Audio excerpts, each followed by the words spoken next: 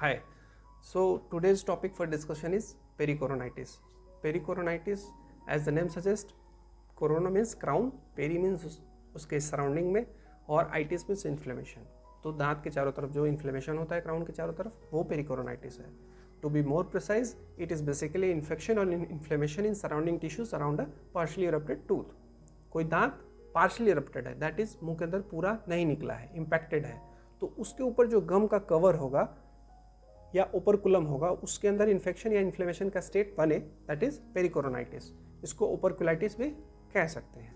चलिए, 80 to 85% cases में ये आपका विजडम टूथ से एसोसिएटेड देखा जाता है. उसमें भी 95% केसेस का जिक्र करेंगे तो लोअर थर्ड मोलर से इसका कोरिलेशन है. अब इसका क्लिनिकल प्रेजेंटेशन क्या होगा? सबसे पहले जो पेशेंट आपके पास आएगा वो काफ़ी दर्द में होगा.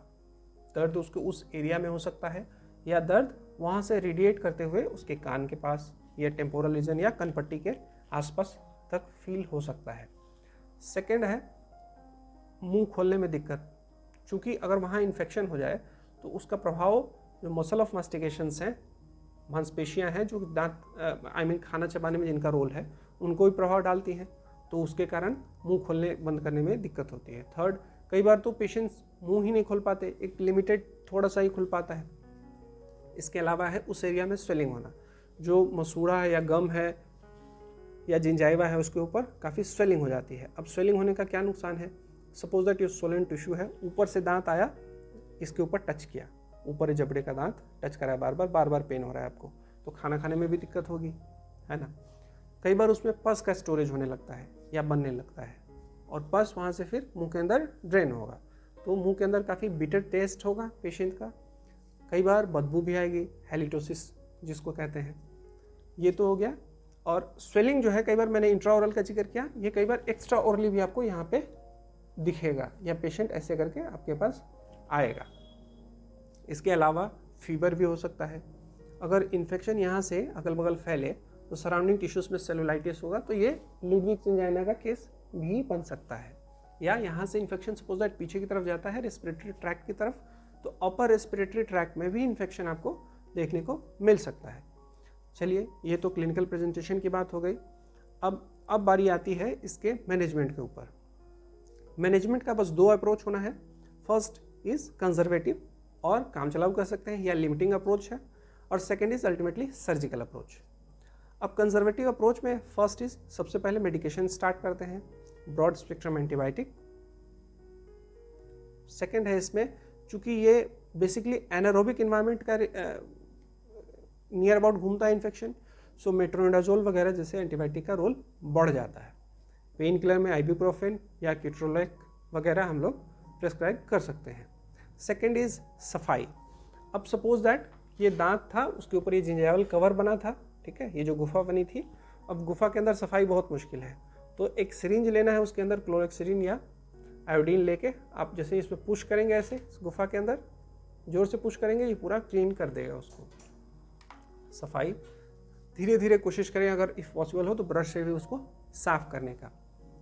कंजर्वेटिव अप्रोच में ही एक स्टेप आता है उसका सर्जिकल रिमूवल का. सर्जिकल रिमूवल मतलब जो ये सॉफ्ट टिश्यू मास है, इसको यहाँ से हटा देने का.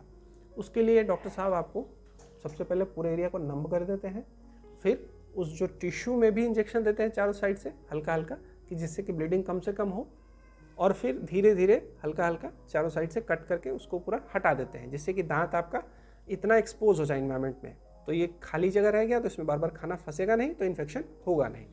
चलिए, कंजर्वेटिव से हमारा ठीक हो गया तो बहुत अच्छी बात है. अगर इन केस कंजर्वेटिव ने हमको फ़ायदा नहीं पहुँचाया, तो फिर अल्टीमेटली हमको चलना है सर्जिकल अप्रोच की तरफ. सर्जिकल अप्रोच कहता है कि आप जो कल्प्रिट दांत है, उस दांत को ही निकाल दो, दैट इज डिसइंफेक्शन. डिसइंफेक्शन से क्या होगा, दांत जैसे वहाँ से हटेगा, ऊपर की टिश्यू भी श्रिंक करना शुरू हो जाएगी. श्रिंक करते करते प्लस एक कवर भी बन जाएगा, जिसके अंदर खाना जो पॉकेट बन रहा था, पॉकेट खत्म, समस्या खत्म.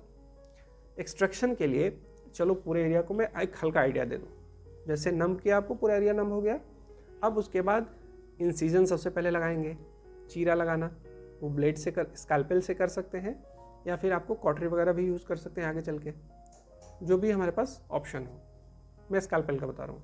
इंसिजन लगाया, फिर सॉफ्ट टिश्यू को रिफ्लेक्ट किया, उसके बाद जो वहाँ पे बोन कवर अगर है, हड्डी का अगर दांत के ऊपर कवर बना हुआ है तो हल्का हल्का हड्डी को हटाएंगे बाहर साइड से और थोड़ा सा पीछे से। हटाने के बाद अगर पॉसिबल हो तो दांत को एक बार में निकाल दें, नहीं तो उसको बिट्स एंड बाइट्स में थोड़ा थोड़ा छोटा छोटा कट करके निकाल देते हैं। आपको उसके बाद सूचर वगैरह दे देते हैं, गॉज वहाँ दबा देंगे। फिर गॉज को आप 1 घंटे बाद निकालेंगे और कुछ आइसक्रीम वगैरह लेंगे, साथ में पेन किलर वगैरह उसको 1 घंटे के बाद ले लेना है।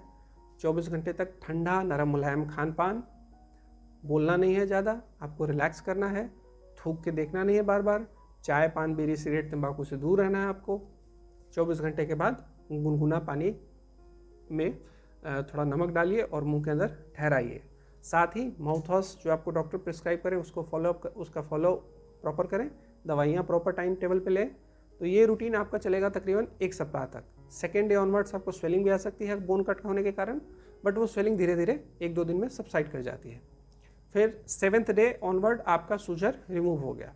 सूजर रिमूव होने के बाद आप देखेंगे वो बिल्कुल वहाँ पे एकदम फ्लैट एरिया बन जाता है। फ्लैट एरिया होने का ये फ़ायदा है कि सॉफ्ट टिश्यू भी फ्लैट रहेगी, तो खाना जैसे ही वहाँ जाएगा वही रिफ्लेक्टिंग नेचर है, खाना जाएगा फिर वहाँ से आप क्लीन कर सकते हैं आसानी से। उसके ऊपर धीरे धीरे आगे चल के आप ब्रश भी घुमा सकते हैं। सो पेरिकोरोनाइटिस से रिलेटेड ये सारी जानकारियाँ हैं। अगर इसमें आपको कहीं पे कोई डाउट है या कुछ क्वेरी है तो प्लीज़ मुझे बताइए, और होप यू लाइक इट।